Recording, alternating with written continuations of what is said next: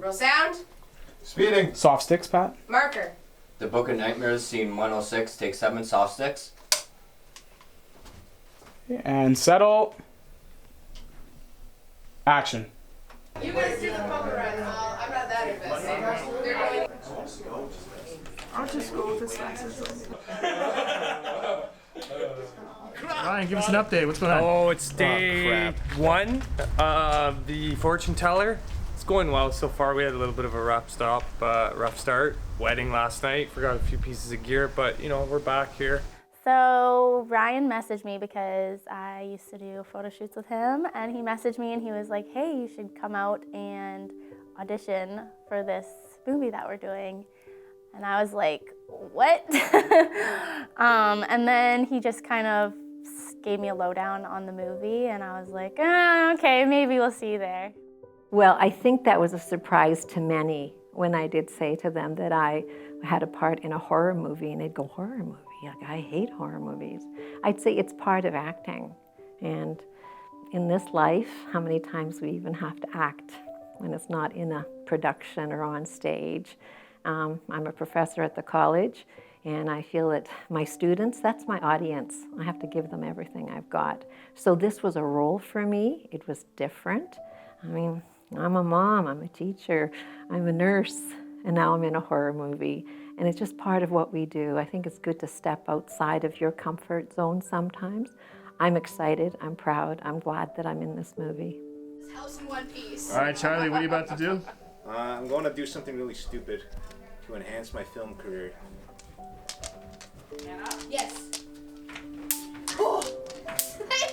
No, Sam is obviously lying. Do you feel enhanced? Did you just see No. that? You don't feel it. Why? Because he's on it 3 times in a row for now. And if it's not, I'll text you and just be like, there's no point. Yeah. It's 2.0. We don't like 2.0, okay? It's slow. It's like molasses. And it's not great for this data transfer, okay? Because we're doing 500 gigs an hour here. Sometimes a terabyte. That's some high quality shit we're talking about, all right? Note that. I was approached by the director to play the boyfriend of Lindsay in the Gypsy's Curse, so I decided to audition, and I guess that was the best one that they auditioned, so that was pretty much it. Jeff, okay, so we work together, and yeah, we're good friends before, so we're really easy to kind of connect on the level of, like the relationship level that we were in during the movie. So it was kind of weird though too, because we were friends and then we had to be boyfriend, girlfriend. So like holding each other's hands, we were like, okay, this is weird, but it was cool. I liked working with him. Oh, far too many memories. And as I was driving here today, I thought, I think we had great writers. I think we had really good directors. And you people, you had a vision. And it was for us to hopefully be part of that vision for you.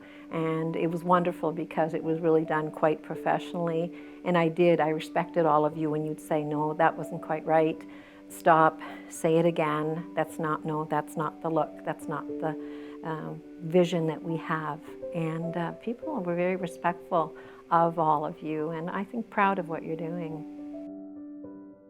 It was pretty laid back. There was no pressure. I mean, there was pressure to get the scenes done at the certain time that they were supposed to be done. Some scenes kind of dragged on till the wee hours of the morning. That was probably the only stressful part, but in terms of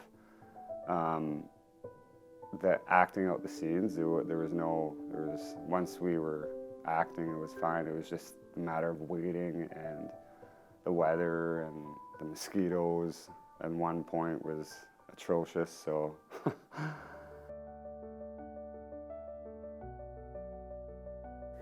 I mean, as an athlete, I kind of put that, it's very transferable into everything that you do in your life. So I feel like as an athlete, like I've played 120 minutes in a soccer game.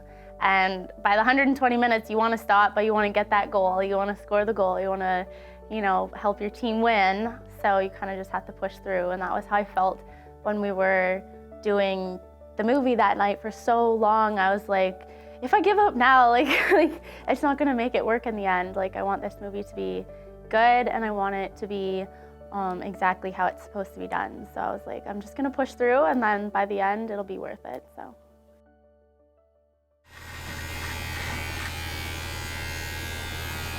Wish it was longer, but wasn't. So right now we got deep dishes coming in. Deep dish, little C's, little drop for you. Thanks for feeding us. We appreciate it. Thought I'd turn off my fan for better sound. We're always thinking at this place, right? Nobody makes movies like we do. Nobody. We just stand there.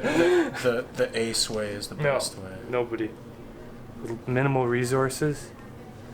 People will put in the hard work, like this guy and the guy running the camera right now. It all adds up to the grand puzzle. It's a pretty big puzzle that we're putting together right now. We're Like halfway how many through. pieces? Probably the equivalent of a 10,000 or maybe 100,000. It's quite the project.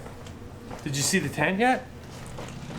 No, let's go check out the tent. Alright, so the tent has been, we did interior tents last night, and now we've relocated out here. Olga the Oracle. I wonder if Not anybody bad. will actually pay us $5 for a porch. $5 a ticket, apparently. So it's not bad. We borrowed all this stuff from the Grand Gardens, thank you. If you're ever watching this one day, don't know if this will make the final cut, but if it does. The sign, Rachel, she made that. We thank her. It's pretty rad. She whipped it up in a day. I mean, where do you find people who can do that? At Ace Studios. There you go. And a little bit of smoke and mirrors in here. We're not really doing anything in here tonight. It's just for the facade. So we're waiting until it gets dark, and then we're gonna eat in about half an hour, hopefully. That's the good thing about deep dishes, eh? They're ready immediately. Little Caesars, please fund us, fund our next project. That was a whole friggin' 6-minute scene there. We could name our next And you did it film. in one take. Exactly. It's crazy because, you know, yeah, it's a small city and not a lot of people like would try something like this. So I really admire them for just trying to do the impossible, because I feel like those people that put in the work and put in the time and put in the effort, they will always go noticed. They will never go unnoticed, and that's something that, you know, even if it doesn't work out in the end, it's like at least they did it and at least they tried, and that's something that no matter what happens will always work out in the end, whether it's for them, for themselves, for their own ego or whatever, it'll all work out in the end. So. It's a little bit weird.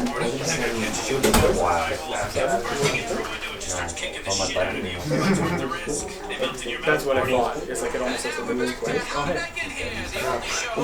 Don't put that in the video. Don't put it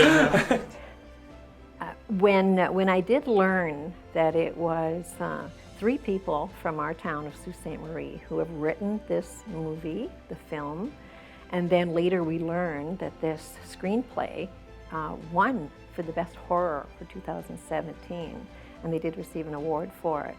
And I'm proud. I think that we should encourage people from our town, and people sometimes think, oh, you only get the best from the big towns. Well, they're mistaken, and I really feel that this movie is going to go places that they never even imagined. And yes, we have creativity and talent in our small town, Sault Ste. Marie, Ontario. We had great writers and the directors, and again, proud to be part of this film. We got a carpet! Magic carpet ride!